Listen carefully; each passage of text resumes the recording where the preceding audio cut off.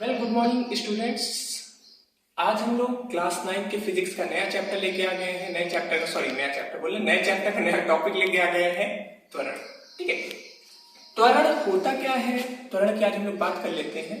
तो त्वरण से हम लोग ये समझ सकते हैं कि गति में परिवर्तन। इसके जो पहले का लेक्चर था हम लोग गति पढ़े थे। गति क्या था याद करिए, थोड़ा सा टॉपिक याद करिए। गति हमने बताया था ना, वेग बोल लीजिए, चाल बोल लीजिए,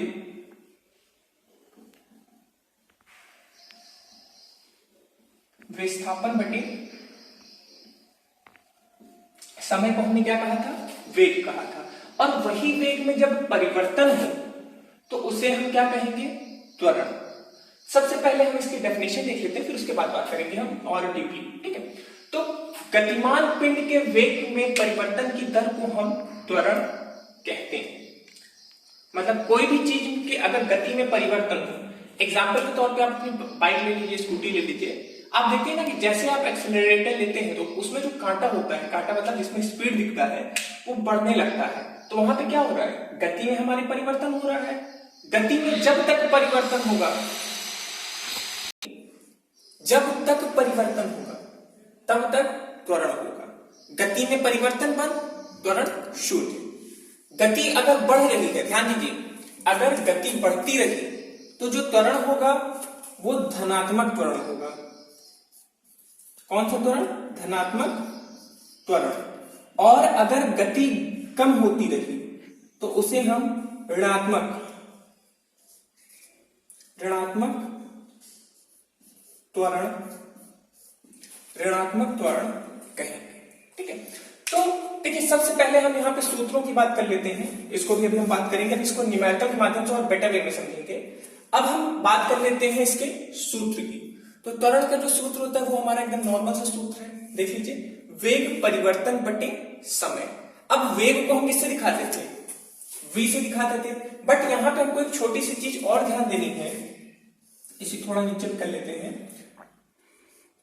यहां पे वेग परिवर्तन कैसे निकालेंगे, मान लेते हैं, चलिए मानते हैं, यहां पे कोई वस्तु है जिसकी वेग पहले u थी और बाद में क्या हो गई, v हो गई। समय क्या था, कितना समय परिवर्तन हुआ, t समय में। ठीक है, तो u को क्या बोलेंगे, u को हम बोलेंगे प्रारंभिक वेग,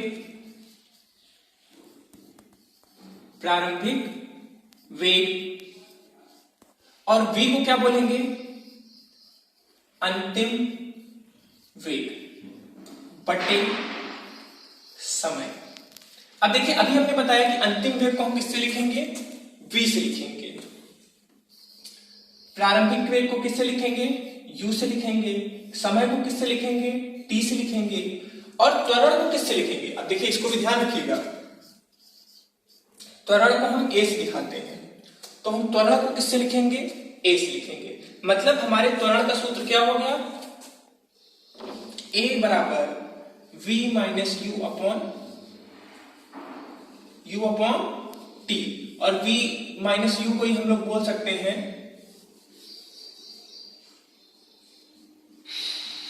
और u माइनस v को हम बोल सकते हैं वेग में परिवर्तन। बोलो आई बात समझ में। ये हो गया हमारा नॉर्मल सा टॉपिक जिसको हम बोल रहे हैं त्वरण। ठीक है, अब कोई भी यहां पे अगर नई टर्म आता है या कोई भी चीज आती है तो उसको हम दो रूप से बांटते हैं या दो तरीके से बांटते हैं, या तो वो अदिश राशि होगी या वो सदिश राशि होगी। अब आपको ये चीज तो याद होना चाहिए, अदिश सदिश में क्या अंतर है। अगर उसमें केवल परिमाण होगा तो उसे हम अदिश बोलेंगे, परिमाण के साथ दिशा भी होगा तो उसे हम सदिश बोलेंगे। तो ध्यान दीजिए, जो त्वरण होता है उसमें दिशा भी होती है और दिशा भी होगी तो उसे हम क्या बोलेंगे, हमारी यह एक सदिश राशि है। इसका मात्रक क्या होगा, तो इसका मात्रक मैंने पहले से लिख तो दिया है, बट आप लोग मत लिखिए, इसको हम लोग निकालते हैं। चलिए, a बराबर v minus you upon T. v minus you जो होगा वो हमेशा मीटर पर सेकेंड होगा। अभी आप कहेंगे ये कैसे आ गया, आपको अगर याद हो तो v बराबर s अपॉन टी, ये क्या था, विस्थापन बटे समय, यही था हमारा, विस्थापन बटे समय। तो वेग का मात्रक क्या आ जाएगा, मीटर पर सेकेंड, और समय का क्या आ जाएगा, सेकेंड। ये नीचे आ गया तो ये क्या हो जाएगा, मीटर पर सेकेंड स्क्वायर। बोलो आई बात समझ में? नोट कर लो, बहुत नॉर्मल सा टॉपिक है, इसमें बहुत ज्यादा दिमाग पे नहीं लगना है, सीधे सीधे है कि त्वरण क्या होता है, किसी भी पिंड में अगर वेग परिवर्तन हो उसकी दर को हम क्या बोलेंगे, त्वरण बोलेंगे। अब ध्यान दीजिएगा, त्वरण दो प्रकार के होते हैं, शून्य त्वरण नहीं होता है कभी भी। त्वरण दो प्रकार के होते हैं, धनात्मक और ऋणात्मक। अगर कोई वस्तु का वेग बढ़ रहा है, क्या बढ़ रहा है, वेग बढ़ रहा है, क्योंकि यहाँ पे वेग ही मेन चीज है, त्वरण का कोई मतलब नहीं है।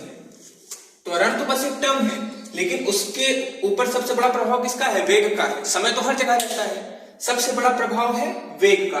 तो वेग अगर बढ़ रहा है तो धनात्मक त्वरण, वेग अगर घट रहा है तो ऋणात्मक त्वरण। इसको एक बार हल्का सा हम लोग सॉल्व करके देख लेते हैं। इसको छोटा सा एग्जांपल लेंगे।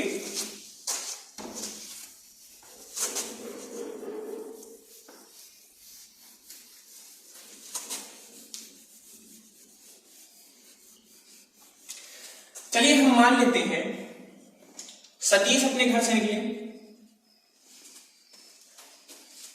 रास्ते में वो झलवा तक आए और फिर झलवा से वापस घर गए। जब वे घर से निकले तो इनकी बाइक की जो रफ्तार हमने देखी थी वो थी 20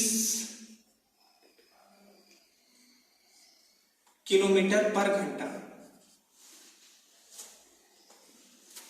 लेकिन जब ये झलवा पहुंचे तो उनकी गति पाई गई 80 किलोमीटर प्रति घंटा। अब हमसे पूछा गया सतीश जब अपने घर से झलवा तक आए तो इनकी गति कितनी थी, सॉरी इनका त्वरण कितना था। अब देखिए यहां से यहां तक आए तो कुछ समय तो लगेगा ही। मान लेते हैं इन्होंने 1 घंटे का समय लिया।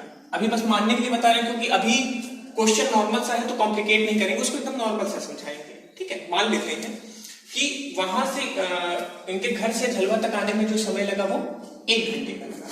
ठीक है, तो यहां करना क्या था, हम इस चीज की बात कर रहे थे कि सतीश बाबू अपने घर से झलवा तक 20 किलोमीटर से 80 किलोमीटर की रफ्तार में आए। आप लोग इस चीज को क्लियरली बच्चा देख सकते हैं कि यहाँ पे क्या हो रहा है, वेग में परिवर्तन हो रहा है। त्वरण का सूत्र लगाते हैं, A बराबर v minus you upon T. v मतलब अंतिम वेग, u मतलब प्रारंभिक वेग, t मतलब समय।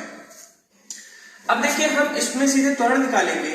v का मान कितना है 80, u का मान कितना है 20, t का मान कितना है 1।